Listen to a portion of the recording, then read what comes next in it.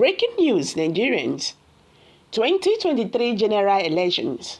Anxiety in APC and PDP as generals lean towards Obi, the Labour Party. Hello, Nigerians. The 2023 general elections is just by the corner. By special grace of God, by February 2023, we should be talking about this real and live. And this is getting more interesting and tougher.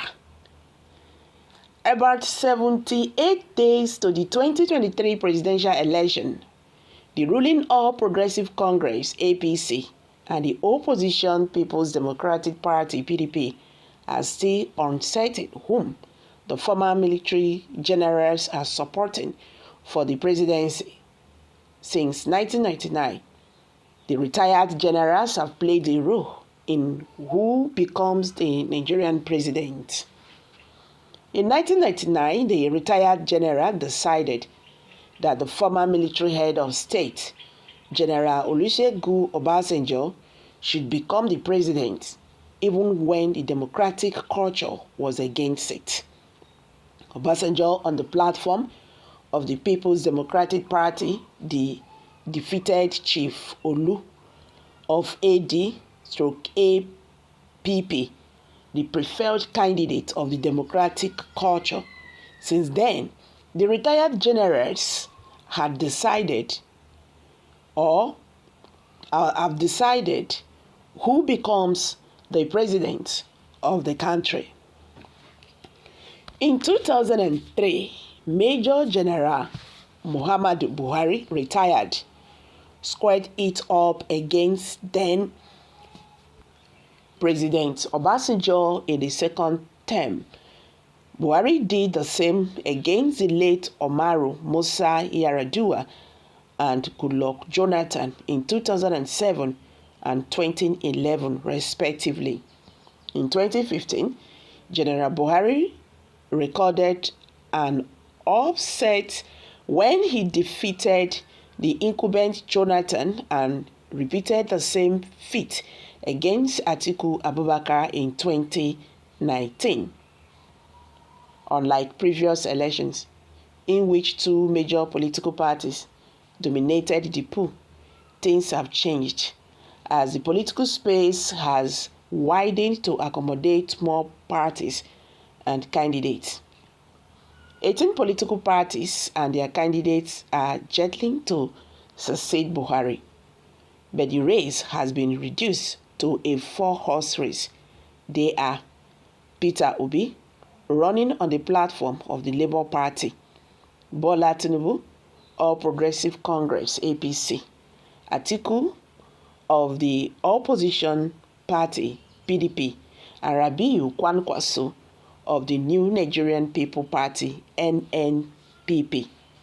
To this end, every presidential candidate had gone to pay homage to the retired generals, especially Olusegun Obasanjo, Ibrahim Babangida, Danjuma, Abdulsalami Abubakar Wasu, and many more.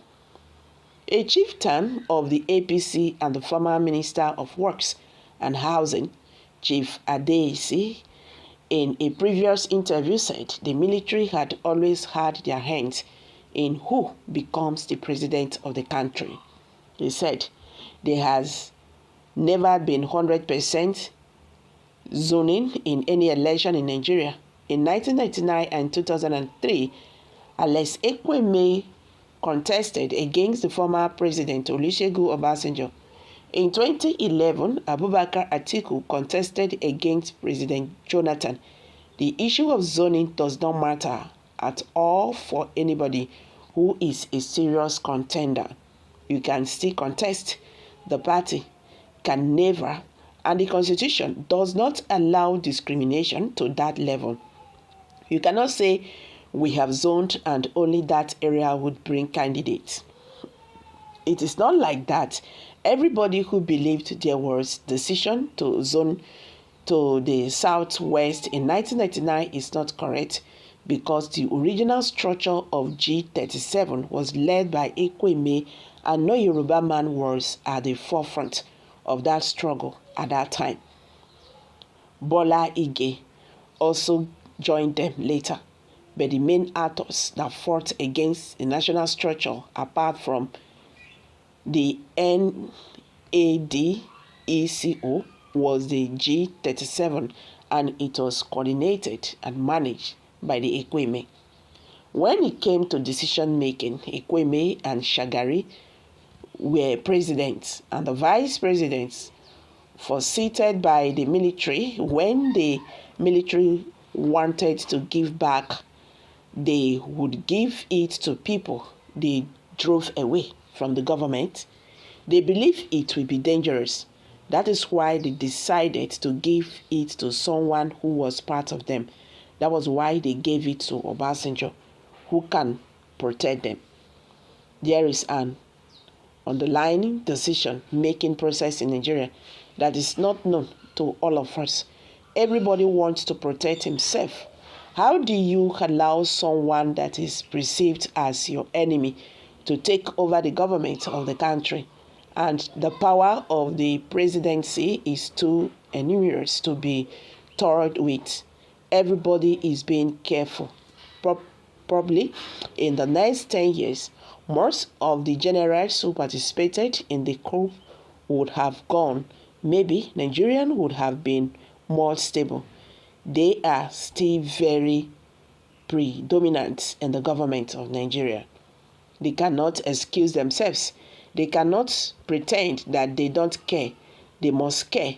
They must anticipate probably problems, and that is what is playing out in Nigeria, which people are not saying.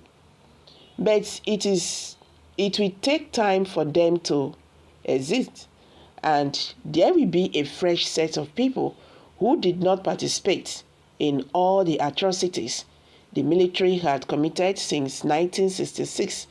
Until all of them leave the stage, Nigeria cannot have proper democracy because of their fear. I really appreciate all their fears. Look at the history.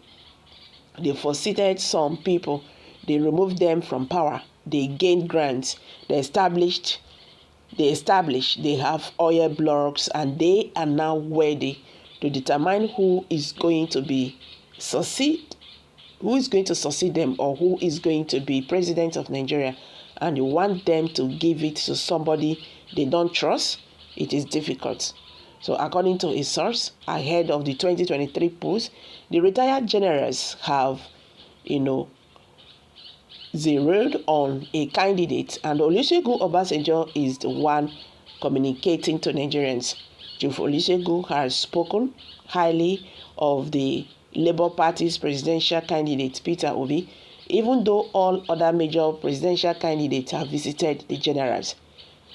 The source claimed that the generals were resolute on the choice of Peter Obi as presidential candidate, a position that the former president, Olusegun Obasanjo, is always communicating.